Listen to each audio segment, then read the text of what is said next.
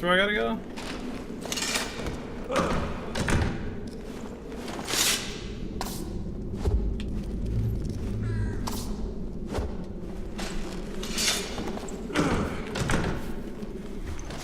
That's obviously missing a gem. I have nothing that goes there, do I?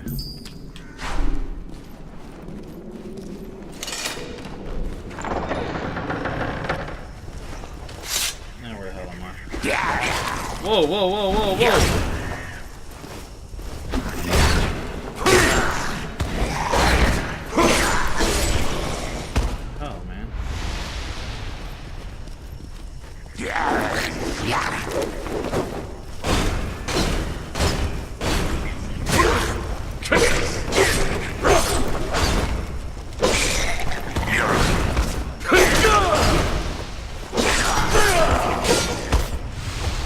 Take a lot of hits.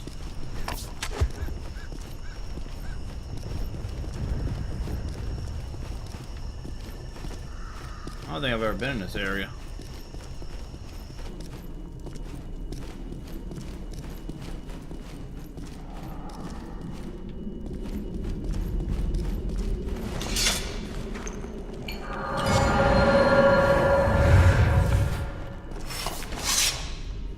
Dark radiance of the Shadow Stone entreats you to open your mind, your heart, your soul. When triggered, the Shadow Stone will drain the life force of an enemy and present it to you as a gift. Ooh, that sounds nice. So I can regenerate my health with this thing. Alright, let's go to shop.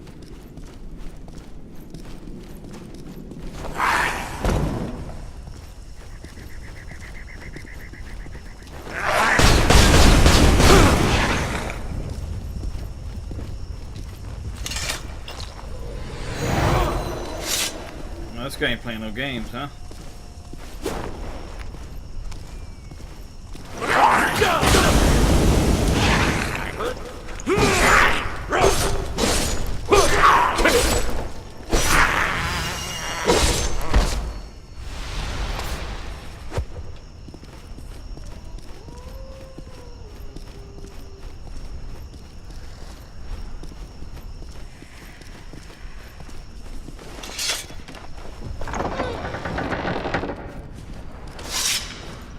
What is that? It's got the gem I need for the other door.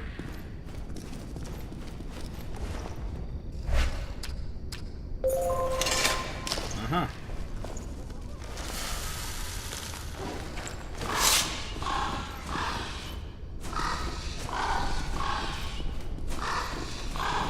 Coming, buddy.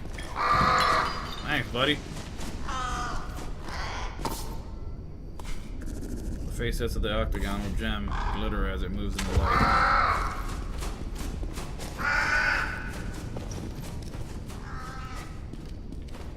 Alright.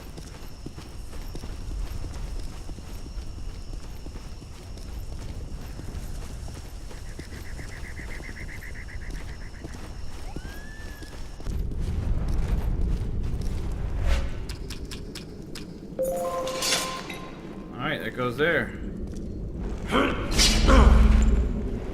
Yeah, boy.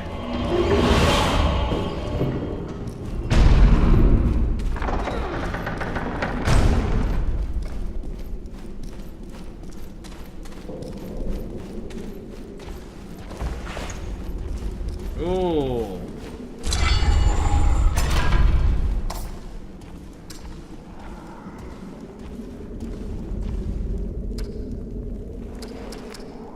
The Krell sword. Oh, yes. Lovely.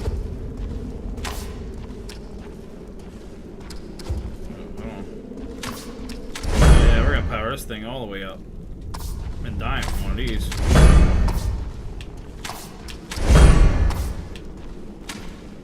I need the red ones now, right? Let's see. Can I make any?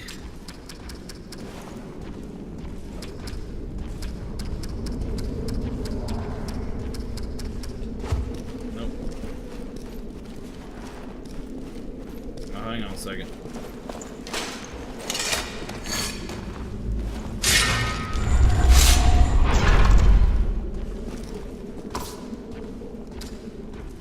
old one on there, right?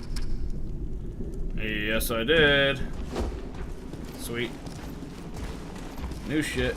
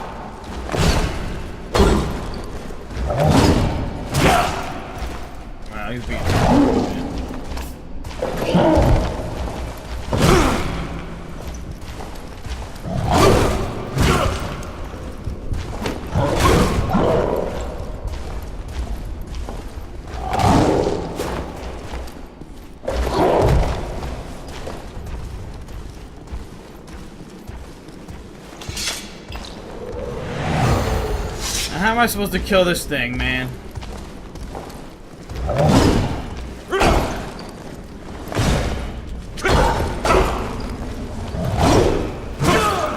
Wow!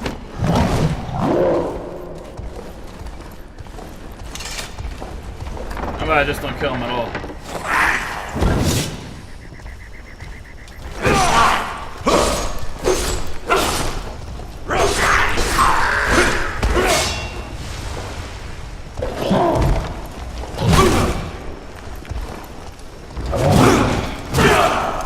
Oh my god.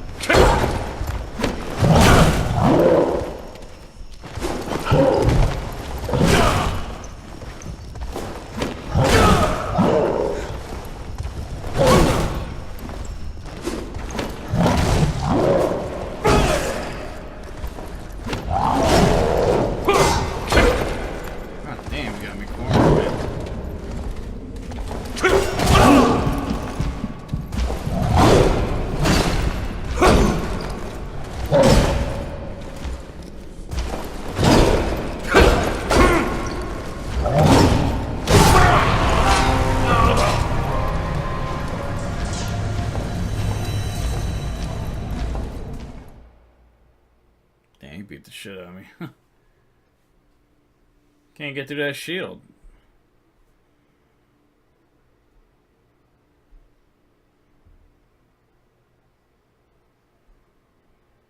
It's crazy.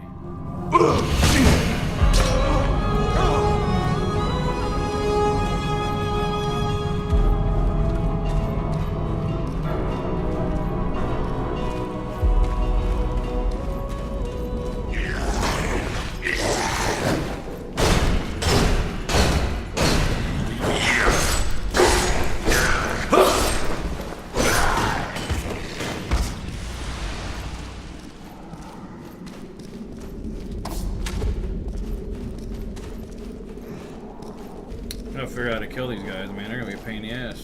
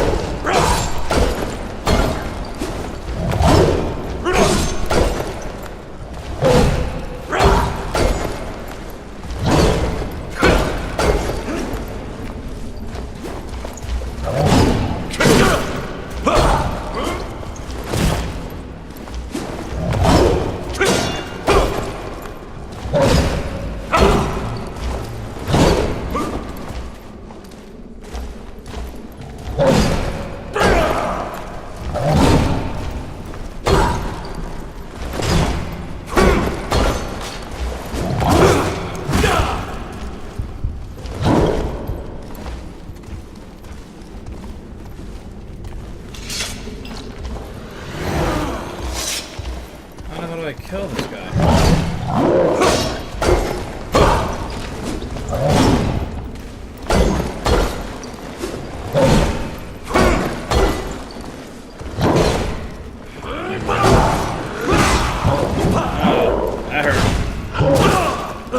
Strong attacks. I'm on to something now.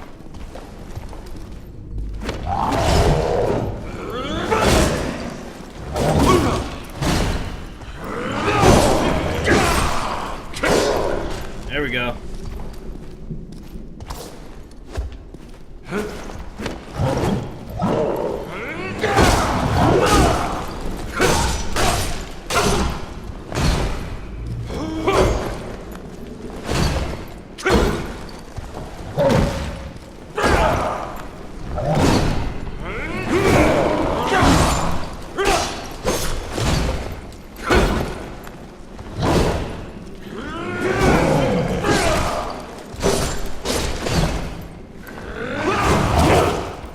Damn it.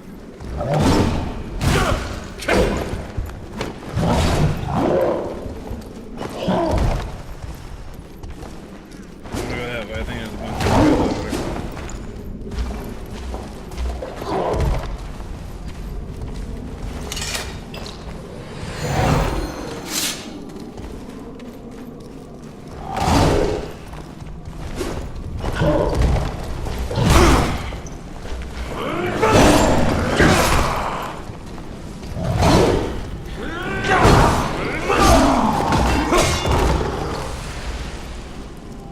Jeez. Took it long enough. Now we know, strong attacks kill this guy.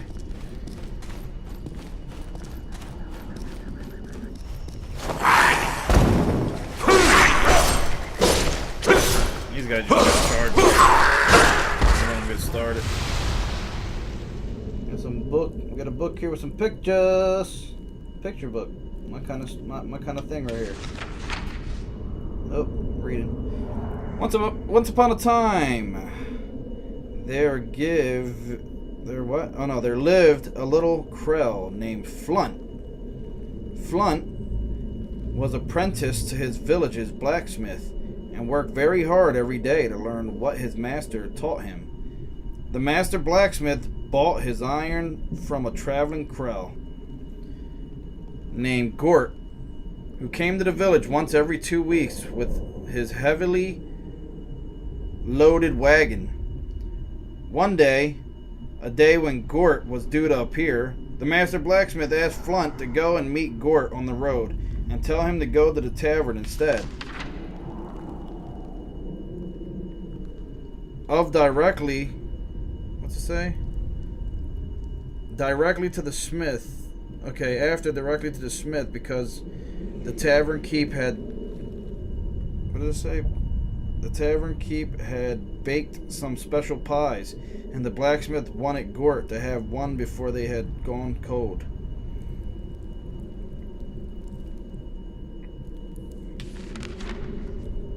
And so Flunt went to the road and waited and kept watch for Gort, but the traveler did not appear. Flunt waited for a very long time and feared that his master would be cross with him if he did not bring Gort to the village, and so Flunt decided to go and find Gort himself.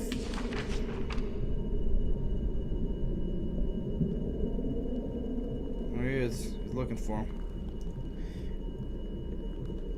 It did not take Flunt long to locate the tracks of Gort's wagon, or the place where the wagon's wheels and the hooves of his draft animals veered off the trail. Flunt could not imagine why the traveler would have left the road like this, but still, fearing his master's wrath, he followed the signs away from the trail and into the forest.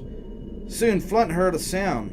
It was not a sound he had ever heard before, not in all his 11 years. It sounded like singing, like one song from many throats, many voices weaving around and through each other and binding into a single fascinating melody. Flunt loved the song and wanted to hear more of it, and his footsteps quickened as he followed the wagon's tracks. Flunt rounded a bend in the cavern and saw a gruesome sight. Fluttering around Gort's lifeless body were creatures no bigger than Flunt's hand, every one of them winged and shining a brilliant green like blades of dew-covered grass and rays of morning sunlight. He recognized them as crawlers, or crawkers, that's what they're called, crawkers. Flunt stopped and stared, and the crawkers, Croclex, that's what they're called, Croclex beauty froze him where he stood. He could only watch as the beautiful, graceful, winged creatures ripped and tore Gort's body quickly, chewing and swallowing his flesh with brilliant white teeth. Once the Croclex were finished with Gort, they turned to Flunt, and the heart ache and melody grew louder as they swarmed all over him and gave him the same treatment they had bestowed upon the traveler.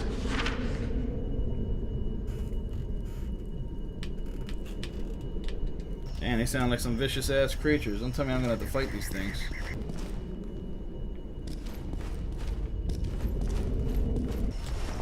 Another book. Krellicit, the birthstone. Legend tells us the Krell were born from Krellicite, carved into existence by the Great Old One, in the age before the dragon. Lighter than wood, stronger than steel. In the proper hands, Krellicite can be forged to any shape. It is these unique properties upon which the entirety of Krell society rests.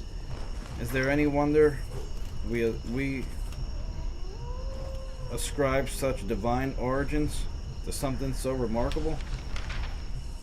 I, however, hold a more radical view of the venerated rock. Some may call me a heretic, but I cannot deny the truth I have observed with my own eyes. I have traveled to the great Dead Sea, stood upon the vast stone plains, the legendary birthplace of the Krell, but what I have observed speaks of more a natural origin, a stone whose existence can be explained without the aid of superstition. There are other types of stone with similar properties. The Krellicite, some type of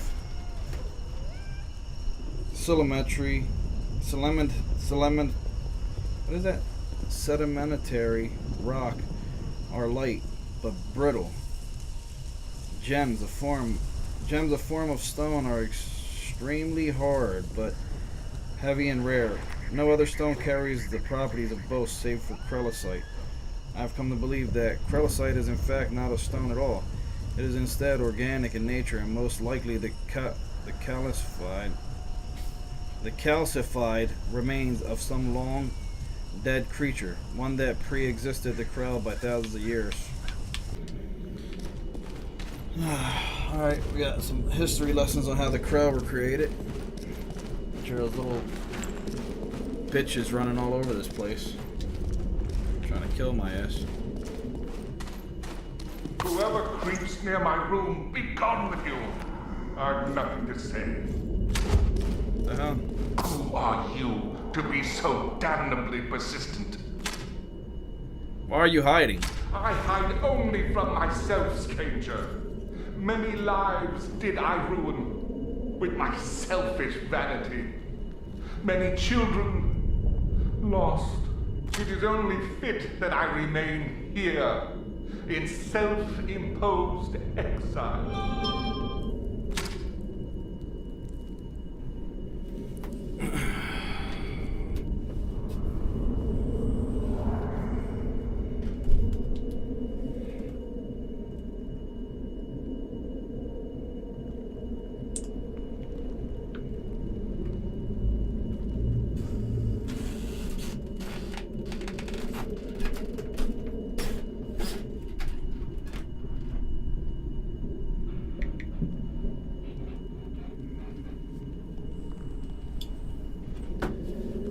Who lives? One could say I damned every one of us, for I earned the wrath of the Cyclops. Now my kingdom suffers, and I cower in fear and grief. The Cyclops is dead, buddy. Then we are truly damned. Your children? Have you any of your own? No, I think not. Yours is an all-consuming cause. Never will you see your offspring suffer and die. Never will you know the pain of true loss, or feel the sting of shame as I do. Consider yourself fortunate. Is there anything I can do? There is one thing. My youngest, most precious daughter possessed a locket, a gift from her father, her king, bestowed on the first day of her 12th year. I got that locket, actually. I found it. If you could retrieve it and allow me one last memento, it would mean the world to me. Well, you're in luck, buddy boy. Give it to me that I may imagine my daughter's presence once more, that I may beg her spirit for forgiveness. And here, stranger, accept this token, for it represents my pitiful gratitude. Thank you for finding my daughter's necklace. Now I have something to remember her by. Alright.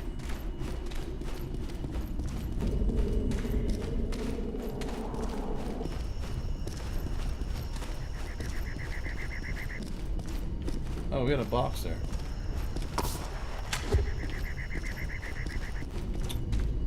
I don't know, man. I guess these are just areas I haven't been at.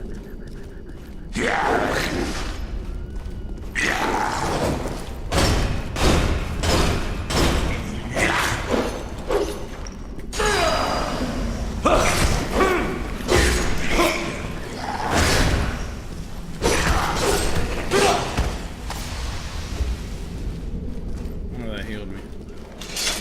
2 more doors, huh? Some more reading.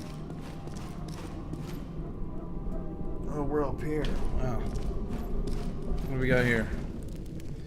The following is a musical selection from Feast and Flames. Any Krail worth his salt will recognize it as the hymn to which we march into battle. What many Krail do not know is the origin of the song.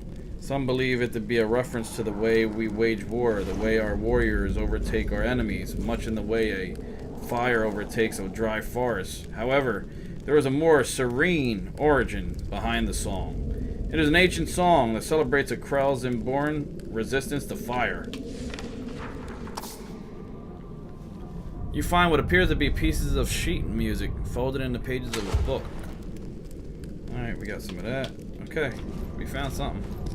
We found something!